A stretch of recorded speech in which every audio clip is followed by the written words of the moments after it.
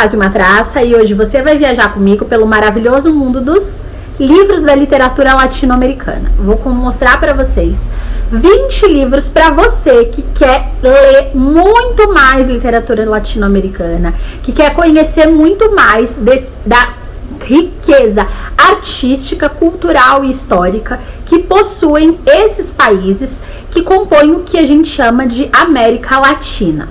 Esses livros são de autores diferentes, alguns deles eu trouxe mais de um livro porque eu sou obcecada pelo trabalho desses autores e, claro, trouxe 5 indicações de autores brasileiros que mostram muito da nossa arte, da nossa cultura e da nossa história.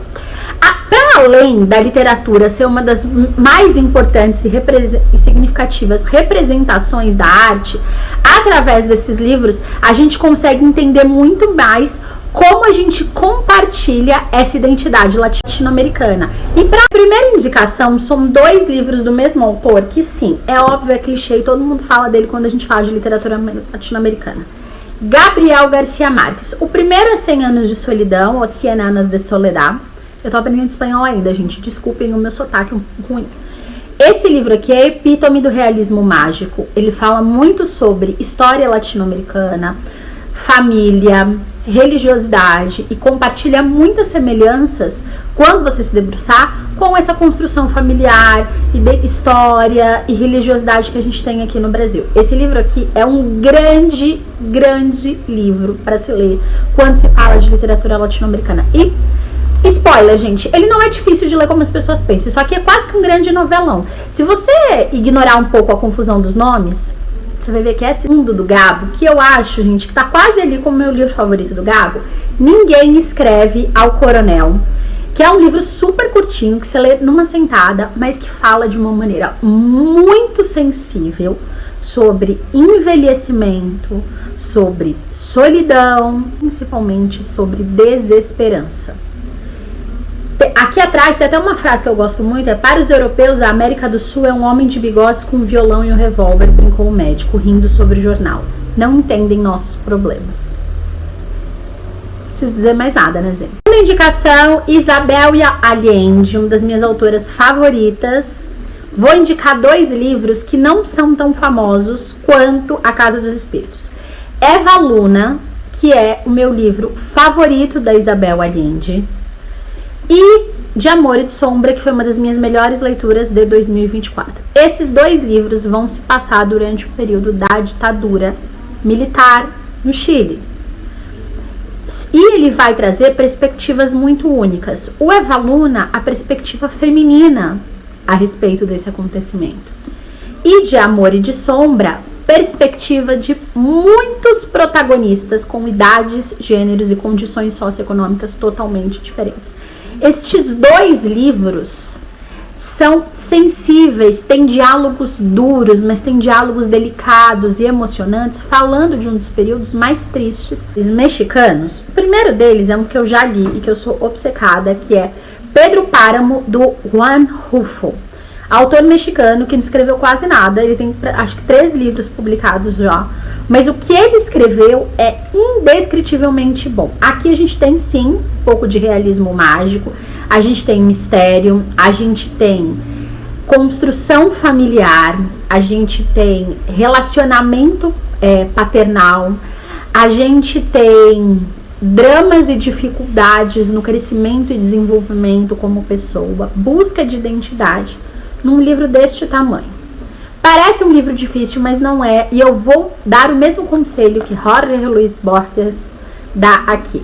Quando você terminar de ler esse livro, releia, porque você vai ter uma outra experiência de leitura.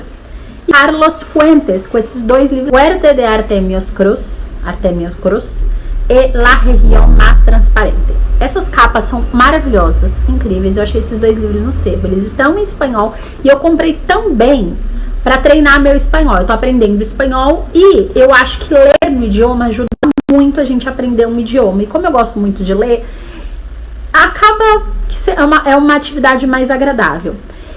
Eu vi várias resenhas, comentários desses 2 livros. Esse La Muerte de Artemio Cruz é um dos mais famosos do Carlos Fuentes. Esse daqui é um pouco menos.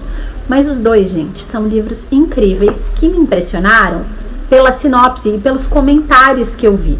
O Carlos Fuentes é um autor mexicano muito renomado, muito premiado, que escreveu bastante e que vale muito a pena ser lido. Tanto é que o La Muerte de Artemius Cruz está na minha lista de leituras para este ano. Também ganhador do Nobel, assim como Gabo, Mário Vargas Llosa, que é um escritor peruano que passou boa parte da sua vida na Bolívia e depois voltou para o Peru e depois foi estudar na Europa, mas ele é peruano. 2 livros dele. O primeiro é o livro que deixou Mário Vargas Llosa famoso, que é o Batismo de Fogo, que eu ainda não li e que também está na minha lista de livros latino-americanos para ler este ano. E um outro que eu li, que eu gostei muito, que é o Pantaleão e as Visitadoras, que eu li nessa minha coleção que eu tenho da Folha. O Mário Vargas Llosa, ele é um autor conhecido também por um outro livro que depois eu vou indicar para vocês, que é um livro não literário, que eu acho muito interessante, mesmo discordando muitas vezes do livro. E ele é um autor que escreve muito, muito bem. Se você gosta de livros bem escritos, em que a temática é bem trabalhada, Mário Vargas Llosa. Ana Teresa Cárdenas e seu cachorro velho. Li esse livro ano passado, me surpreendi com o livro, porque eu tinha lido cartas para minha mãe e eu não tinha me apaixonado pelo livro. Este é um grande livro de literatura latino-americana, é um grande livro que fala sobre o período escravista, é um grande livro que traz a perspectiva das pessoas escravizadas a respeito de sua própria história. Então, essa é uma visão que a Latinoamérica compartilha como um todo, esse período colonial e escravista. A essas pessoas que foram escravizadas, foi brilhantemente feito nesse livro aqui. Ele também é um livro curtinho, que se lê numa sentada, de literatura argentina, e 2 dos meus autores favoritos, que inclusive eram muito amigos, que é o Jorge Luis Borges, com seu Ficções, que sim, esse é um livro difícil de fato, como as pessoas falam, mas se você é apaixonado, obcecado por livros, alguns contos que tem aqui vão materializar tudo que você já sentiu com relação a isso. Então vale a pena transpor essa dificuldade. Um livro que eu ainda não li, mas comprei, que é do Adolfo Bioy Casares, que era muito amigo do Borges, que é o Histórias Fantásticas, Alianza Mense. Já li outras coisas do Bioy Casares, então assim, tudo que ele escreveu eu vou querer ler, porque eu acho que ele escreve incrivelmente bem.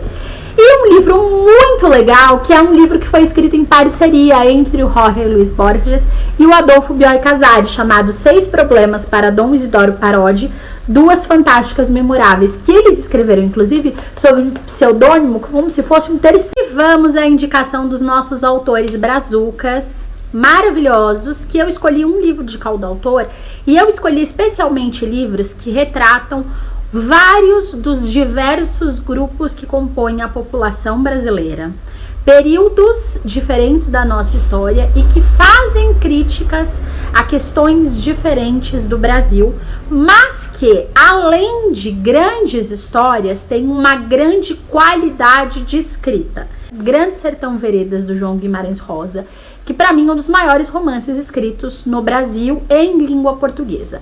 O Guimarães Rosa deu voz aos sertanejos do interior do país ou a sua própria linguagem, a linguagem rosiana, que é amplamente estudada até hoje.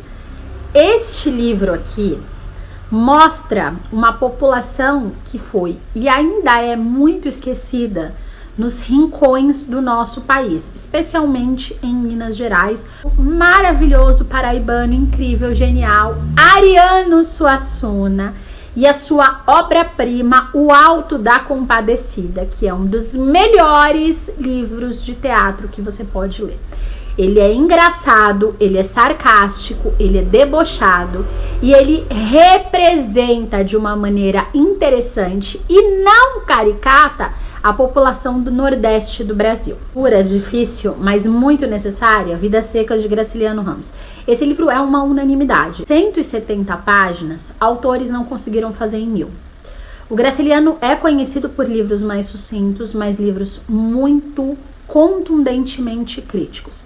Ele vai representar uma parte, a parte da seca que ele quis representar. A gente tem que lembrar que a Curto Nordestino é muito maior do que isso. Isso são episódios que acontecem nessa região, mas ele representou um desses episódios e as pessoas que são altamente afetadas por eles da maneira mais verossímil. Macunaíma, de Mário de Andrade, que é um livro difícil sim de ser lido, muita gente critica, fala que é um livro complicado. Ele é. Macunaíma usa muito do modernismo criado e desenvolvido pelo Mário de Andrade, mas muito da crítica que o Mário de Andrade faz da representação do Brasil. O Mário de Andrade teve a intenção de usar estereótipos para representar os personagens como uma crítica dos estereótipos que se criam em cima do Brasil, de como as pessoas enxergavam o Brasil, as diversas populações que formam o nosso país, com todas as suas especificidades, com todas as suas particularidades, e como o gringo vê a gente, como a gente se vê a partir desse estereótipo criado em cima do Brasil. Então é um livro que vale muito, muito a pena ler para entender melhor. Minha última indicação é Os Brusundangas, do Lima Barreto. Este é um livro em que o Lima Barreto cria um país fictício chamado Brusundanga, em que é um país que tem muitos problemas sociais, econômicos, muita concentração de riqueza, corrupção. Já entenderam por que eu estou indicando esse livro aqui, né?